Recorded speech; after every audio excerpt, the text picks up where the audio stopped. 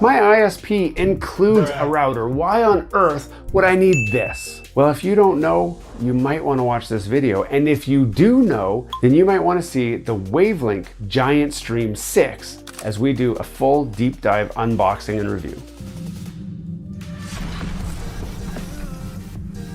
Hello and welcome back to Gears and Tech. I'm really excited to actually have a look at the first hands-on of the Wavelink Giant Stream 6. This is a router that was released on Kickstarter and is now available to you, but is it worth it? That's what I want to know. There are tons of routers out there. What makes this one so special? I want to take a deep dive into what's featured on this router, and we'll actually explore it together. We're going to try it out and see how it works. So for us to get any further, obviously we got to take it out of the box and see what we get with our Giant Stream 6. There is our router, quick start guide, some sort of a manual, and an accessory box. Looks like I opened the wrong end of the accessory box. An Ethernet cable and the power cord.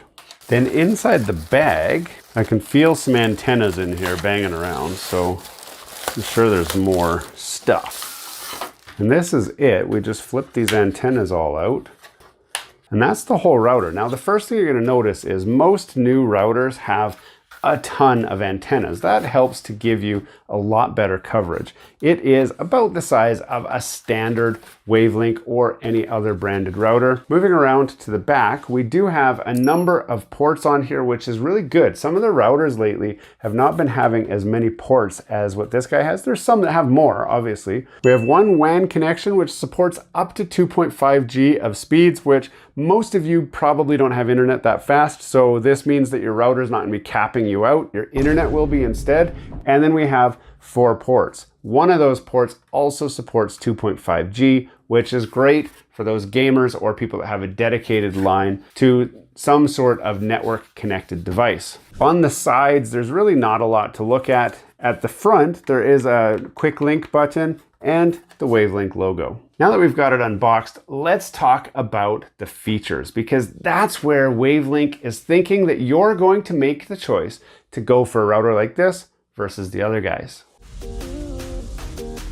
The 3 main features are the AI QoE, parental controls, which are supercharged, and a full mesh network to expand it for coverage across multiple floors or other corners of your building if you do experience any sort of connection issues. Let's talk first about the AI QoE. Now, AI is a buzzword that a lot of manufacturers are just slapping onto anything. So what exactly does this AI QoE do that QoS doesn't already do? According to Wavelink, it's an AI-driven network that optimizes throughput, minimizes latency, and automatically prioritizes traffic. So whether you're playing games, watching videos, or having online meetings, this router can smartly allocate bandwidth and keep all tasks functioning well. The biggest thing is, for a proper QoE setup, many of you are going to go into the settings and you're going to tell it, prioritize gaming, prioritize streaming, prioritize Zoom meetings. But if you are somebody who games, but also streams and also has Zoom meetings, you're not going to keep going in and adjusting your settings based on that. So you can set it to prioritize the most important thing for you, but then the rest suffer.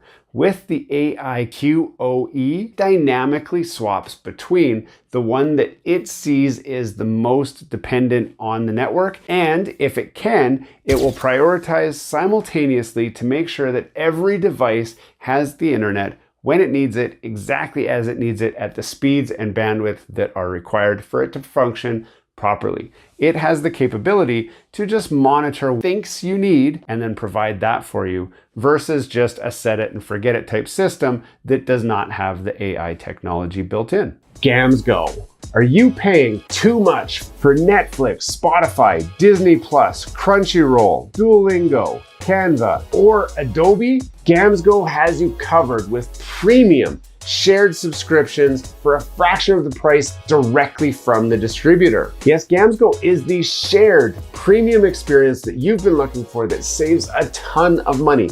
I personally use GamsGo for my Netflix, my Spotify, my Disney Plus, and my Crunchyroll subscriptions, and I have saved tons of money by switching to GamsGo. This is truly an amazing deal. You don't want to miss it. Click the link down below to grab your deal. Next up, the parental controls. Now this one is actually really big, I think, for a lot of people. So I have quite a few kids, and as they were growing up into the digital age, the number one question that I was trying to figure out is, how do you manage your kids' Wi-Fi? And I think it's adorable that people post pictures on social media with stuff like a post-it note stuck on their kid's door that says, load the dishwasher for the Wi-Fi password for the day. And everybody looks at that and says, ha ha ha, that's so great, I'm totally gonna do that. How many of you have actually tried to do that? And actually, every day in the morning, you sign into your router, you change the router password, and then you give it to the kid when they've finished the dishes. That's a really simplistic approach to something that is way more complicated. And I'll tell you why. We have a number of security cameras around our house. They connect to Wi-Fi. They need the Wi-Fi password to be the same. I also have my server computer running nonstop. It needs a Wi-Fi password. I have my consoles, I have my computer, I have my phone. If I were to change the password to my Wi-Fi, I would have to also update more than 100 devices in my house. It's just unrealistic. Aha, you say. Well, Anton, since this is a dual band, just make the one band have a password, and that's all of your stuff, and then have the other band have just your kid's internet, which is a great idea until you realize the two bands are 2.4G and 5G. And if you're sitting, as I am right now, right next to the router, I'm gonna have really strong Wi-Fi connectivity. But if I go to the back corner of my yard, I no longer have 5G connectivity and I only have 2.4G as an option. And that's because 2.4G tends to travel a lot further and through a lot more walls and allows you to still connect and maintain a pretty good internet speed. So you end up actually having to use both channels. And I told you guys about my cameras. They're kind of in remote areas. So I'm connected to 2.4G for all of those. So it sounds simple. I promise you it's not. Now the solution that I've used for a lot of years has been a Disney Circle. And my kids hate it. Why do they hate it? Because I finally have a way to control when they have internet and when they don't without changing the password. And now the folks at Wavelength have basically incorporated what I do with the Disney Circle into a router, and they give you app support to adjust it. So it's as simple as creating a profile for your children, assign their devices to that profile, and then start assigning stuff like bedtimes. The internet turns off at this time for these devices. The internet turns back on at this time for these devices. It also has time control where during the time that they are connected to the internet, they only get so much internet that they can use before they run out, and then they have no internet again. Now, many of you are sitting there scoffing at me saying, internet is a basic human right. I'm not going to sit here and discuss the benefits for having this system or how that's helicopter parenting or not. The point is, it exists on here. It is amazing for those parents who want to make sure to encourage their children to use the internet responsibly. We have a huge problem right now with kids who are being raised on the internet who have very limited parenting that's happening because they're glued to a device. And this provides the tool that you can use if you like or don't use if you like. And we don't have to decide who's right and who's wrong. I think it's amazing that the tool exists. I will get it plugged in a moment and we'll do a test run on this thing and see how exactly it works. Now, what is a router if it can't handle safety of your home and make sure that it's filtering out all the bad stuff? The internet is always under attack and the network is always being scanned for vulnerabilities. A good router is a great way to create a block from the outside world to the inside world. The Wavelength Giant Stream 6 is no different, and it does a lot of really clever things in some really cool ways. At the base of it all, you don't need to understand how it's doing it, you just need to know that it does it. So what does it do? Well, through AD Guard Home, it runs a secure DNS and VPN to keep every online moment safe. And basically, that means don't worry about it. We got you covered. For those of you who are a lot more detail oriented, they're like, well, Anton, specifically how? What do you mean, how does it work? We'll cover that in a different video. If you have questions, definitely post them down in the comments below. I will try to answer them, but this is such a new product. It's really hard to have all those details ready at launch of a product. So we can take a much deeper dive in future videos and we can cover all of this stuff. And I would love to do that for all of you guys who are really curious about more of the details. But right now we're just kind of covering the surface. What does it offer? Now on to the main reason why you want this over the router that your ISP or your internet service provider gave you when you signed up for internet. You see, that is a very basic router. It doesn't do half the stuff we already talked about. AI QoE doesn't do it. Your parental controls, if it does, it's very basic and not nearly as advanced as this. But also coverage. When you call your ISP and say, when I'm over in this corner of my house, I don't get any internet connectivity, what do? They're going to sell you an add-on mesh module. But if you have a good router in the first place, you don't need add-on mesh modules because the range is that good. How does this one get the range? Well, it's easy. The Giant Stream 6 delivers dual band Wi-Fi speeds of up to 6,000 megabits per second. It includes two 2.5 gigabit per second ports and 3 LAN ports that offer fiber connection speeds. It also has 8 5 dBi foldable omnidirectional antennas that make sure that it provides coverage to everywhere within your house. So enough talk. Let's plug this thing in, give it an internet connection, and just see kind of what sort of performance we get out of this thing. And I really want to explore that parental control bit. Now, the first thing I'm going to do is something I don't usually do, and that is put the product over here. And that's because my LAN cable is not quite as long as I hoped it would be. So now I'm going to just connect to the Wi-Fi, and this shows up as Wavelength Mesh AC. I don't know what yours is going to show up as, but that's what mine shows up as. And it does list as being open. So now we have logged into the router by typing in the IP address. Now my IP address is 192.168.20.1. And then it just pulls this up right here and says experience now. So I'm going to say yes. So now it's doing a quick internet detection. So it's just having a look at what my internet connection is. And I'm not going to change anything. I don't want to adjust anything because I want this to be as simple as possible. I'm not going to change the Wi-Fi name. I'm not going to change anything. So it's going to ask me to make a new password. You can set your broadcast name or your Wi-Fi name to whatever you want. If you already have one set up, usually what I do is just make it the same name as what my other one was and the same password so that all those devices that I told you about that I didn't want to reconnect will just automatically connect as soon as the router reboots. It'll be very important for you to unplug your old router while this one's rebooting, or it can create confusion having two networks with the same name. Once it reboots and you're connected, you will have to type in your new password because we just locked this down. We can hit refresh, and now it's going to ask us for our password. And here we are into the base of the system. Now, there was one thing that I wanted to mostly check out, and that is the parental controls. Now, initially, it doesn't look like anything at all. It just says whatever. Now, there's no connected devices, so I think I'm going to connect my phone to it, and then I'm going to parental control my phone. Okay, so I'm going to set up my new profile. So I'm going to call this Anton, and I need to add a device. And here are the devices that are listed. I don't know which one is me. I can go to the wireless connected clients and I see me here. This is me. 26BF is my last couple numbers of my phone. So I'm gonna go like this. I'm gonna call this Anton, and I'm gonna add my device 26BF, and I'm gonna add that. There we go. And I'm gonna just hit save right now just to get it in there. Now, if I had more devices, I can add more devices.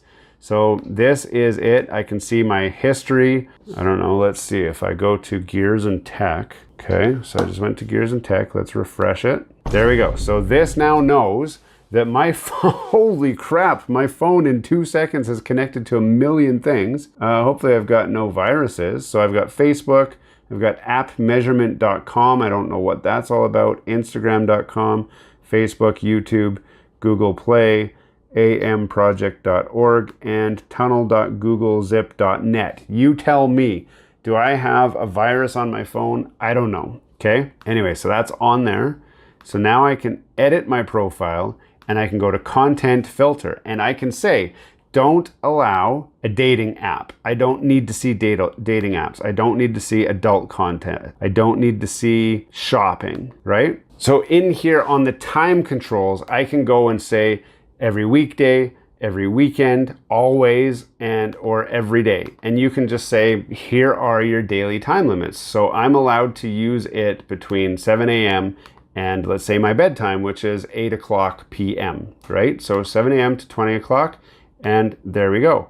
And I could save that, and then now this will restrict my internet at those certain times. Now, I will say that these parental controls are somewhat basic in that a tech-savvy teenager could find ways around this. I don't want to get into how they're going to do that because I don't want the tech-savvy teenager to find this video to know how to get around these settings.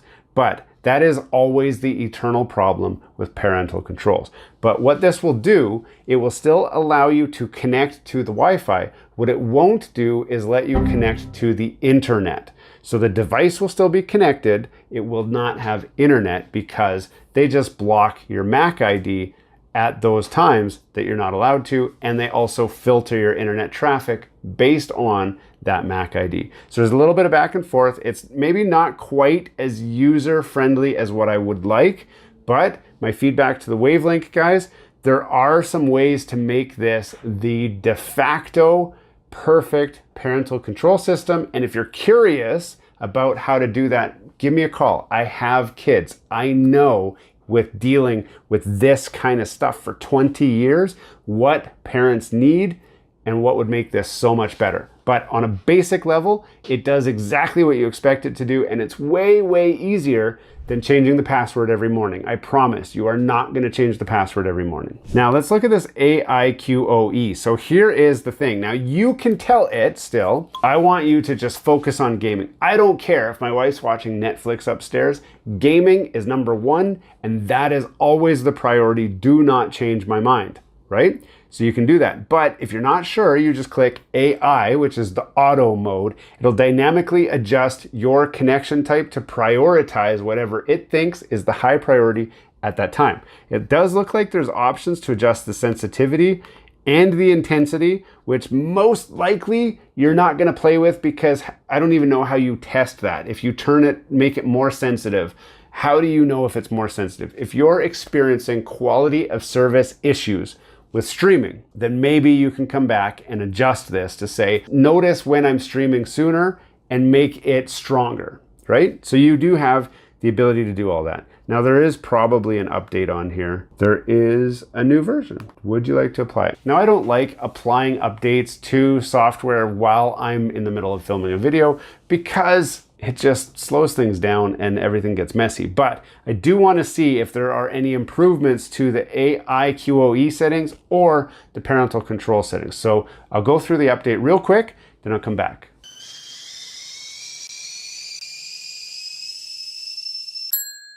So we've finished the update and I don't see any changes on the AI. Let's check the parental controls real quick. And it looks like there is nothing different on the parental controls. So no changes from what I can tell to those.